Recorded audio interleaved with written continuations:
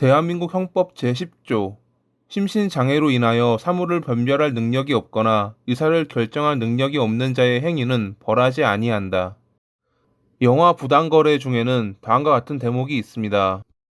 우리나라는 어떠한 범행을 저질러도 정신 이상자는 사형시키지 않고 병원으로 보내 치료받게 한다.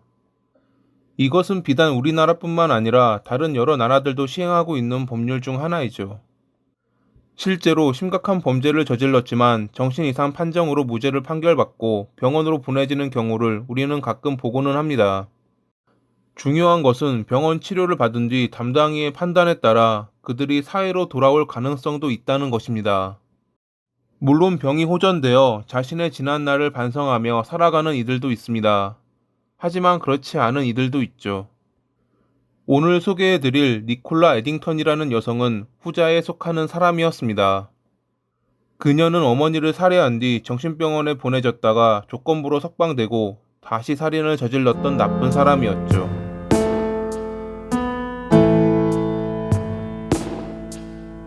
1980년 9월 9일에 영국 이스트 그린스테드에서 세 자녀 중 장녀로 태어난 니콜라.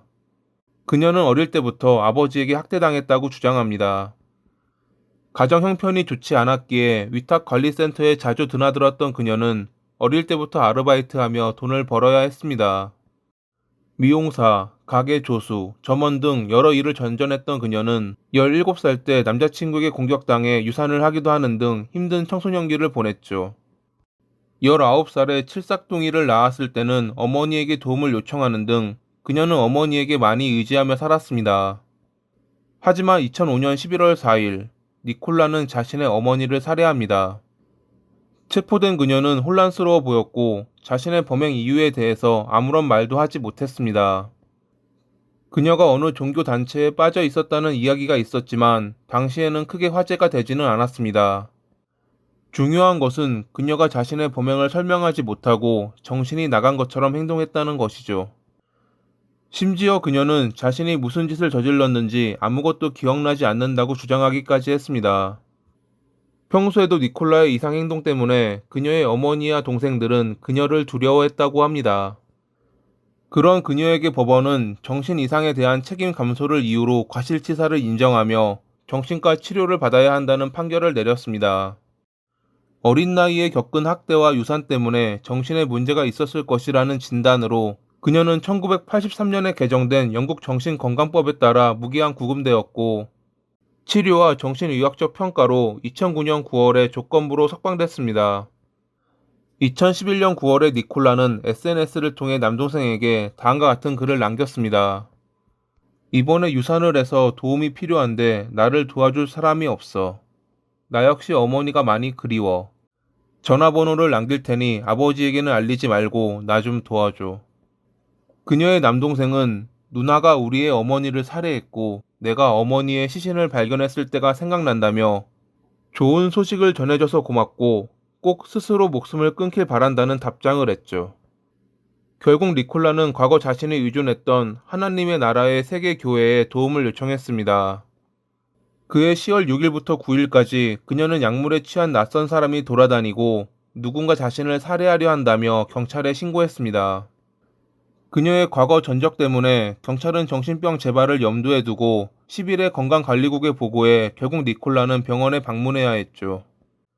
당시 그녀를 진료한 담당 의사는 안전한 치료를 위해 입원시켜야 한다고 주장했습니다. 하지만 정신병원에 입원하려면 개인의 동의가 필요하다는 것이 문제였습니다.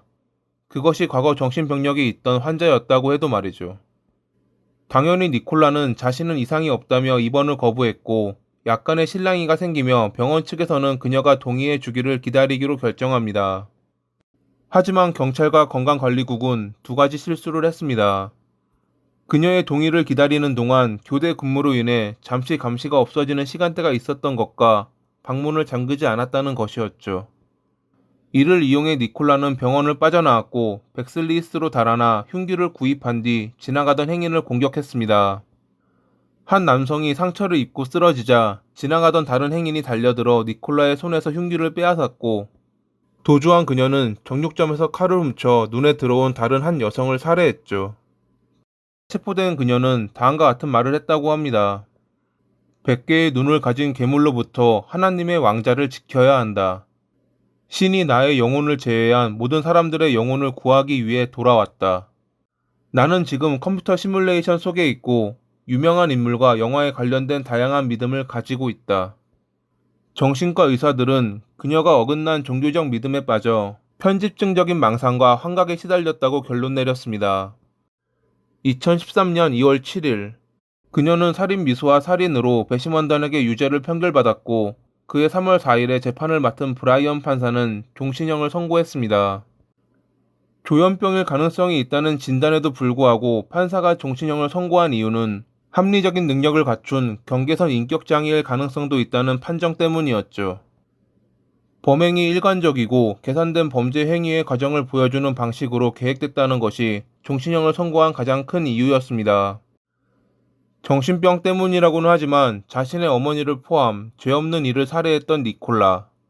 그런 그녀가 자신의 죄를 뒤돌아볼 수 있게 꼭 정신을 차리는 날이 오길 바랍니다. 오늘도 시청해 주셔서 감사합니다.